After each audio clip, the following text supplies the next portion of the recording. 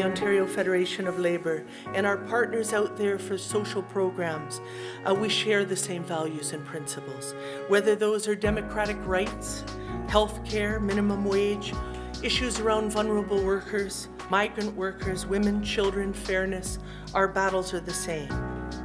And changing the world means changing the way we're going to take on these battles. And that's what we're here to do.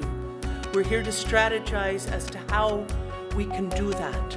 Together, of course, we are stronger and we are more powerful and we are more determined, and we can take on the world when we do this together. Ask me to bare my neck to the blade of injustice and accept social death through billions of cuts, and I shall respond that I do not condone nor accede to the systemic destruction of our communal hopes. So I lift my words in the hope my voice will blend with those who truly want the change they preach. Something has happened in a neoliberal age, and what has happened is that power and politics are now separated. Politics is local, power is global. The number one threat is that those with the power and the money know no bounds. They are continually hungry. And at this point, they're chewing at the bones of the rest of us. The majority of people are uninformed, and it's our job as leaders of these social movements to do the hard work, take the time to invest in education. For a long time, I felt really helpless and alone in the face of the Harper agenda, which we know is a corporate agenda because of its attacks on workers and women and youth and Indigenous people, people of color.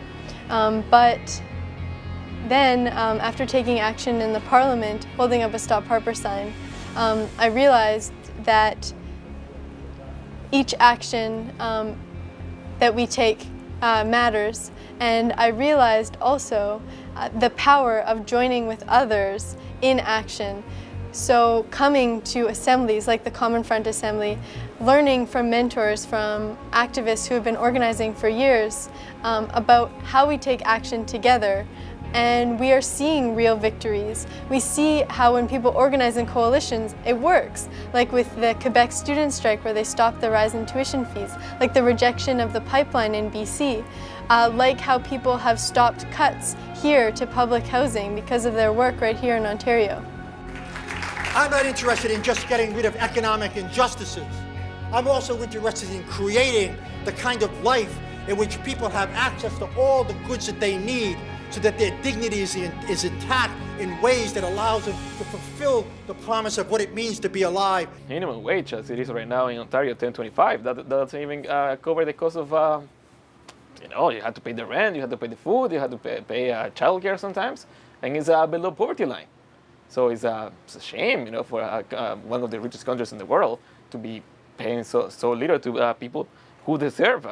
We all deserve to eat good food, to live in a good house, to have enough resources for our families. I have a diverse ethnic community, and most of them work in these restaurants and low-wage jobs. So I think it's a great opportunity for us to reach out to that sector of the population. Just because we've witnessed the wholesale gutting of good full-time jobs doesn't mean that we have to give up the fight for good full-time jobs. Our mission, if we choose to accept it, is to beat corporate interests at their own game. If they insist on the mass expansion of service sector jobs, then let's fight to make those jobs good jobs. Jobs that have living wages and benefits and security and unionized representation. Until we can resurrect this sense of democratic community and responsibility, until we can talk about education being linked to social change, until we can talk about education that in a fundamental way takes the dreams and the voices of young people seriously, provides the conditions for teachers and those in other cultural spheres, artists and intellectuals, to be able to work with dignity, I think we're in trouble.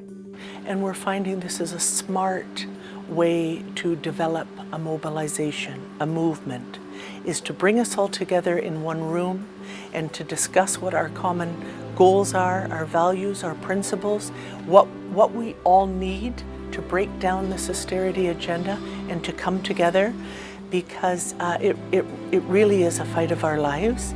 And we know that with this right-wing agenda, that they're breaking us all down. one by one group at a time, because they know if we can mobilize together and create that powerful voice and that movement of going forward and that campaign that will drive us, will be a wall that they can't stop. Take the time to realize that as we take the time to develop a more suitable response, time is taken away from doing the most critical work, and time is taken away from providing support to those in need, and time is ticking away. And what on earth are we doing to turn back the hands of time? To reset them to where we were in our brightest of hours, and recast every minute of those lives so that as days turn into years and decades under a paradigm of the community's creation, the week from week to week, you claim the supports they need for an eternity.